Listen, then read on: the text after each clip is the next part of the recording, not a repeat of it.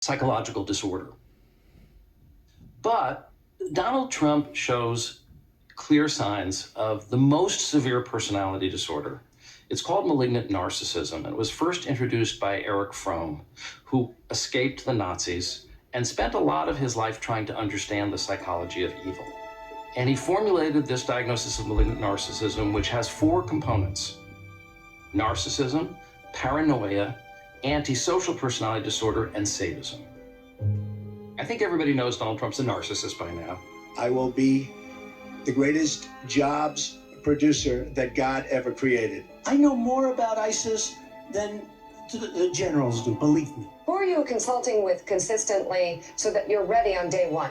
I'm speaking with myself, number one, because I have a very good brain.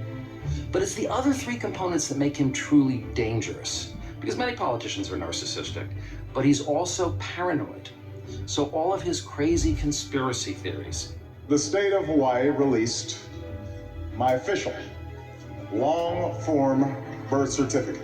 The birth certificate was produced in 2011. You continued to tell the story and question the president's legitimacy in 2012, 13, 14, 15. Yeah. How about this one about Ted Cruz's father? His father was with Lee Harvey Oswald prior to Oswald being shot, and nobody even brings it up. And his sense of being a victim. Mr. Trump turned his sights on Google, tweeting, "They have it rigged for me and others so that almost all stories and news is bad." And his demonization of anyone who disagrees with him. Nasty guy. Now I know why he doesn't have one endorsement from any of his colleagues. All right, John, I get to Pick from the buffet there. He's a nasty guy. These are all signs of a paranoid process. Antisocial personality disorder, or what used to be called psychopathy or sociopathy. It's constant lying. Well, he's the most documented liar in human history, I think, at this point.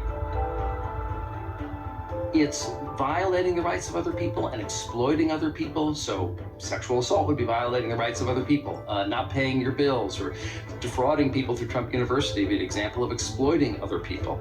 And it's breaking laws and breaking norms. Well, he's broken every norm of the presidency. That's one of the reasons he's so out of control. There are certain norms you thought no one would ever break. But it's part of his personality disorder to break norms and to break laws. And it's a lack of remorse.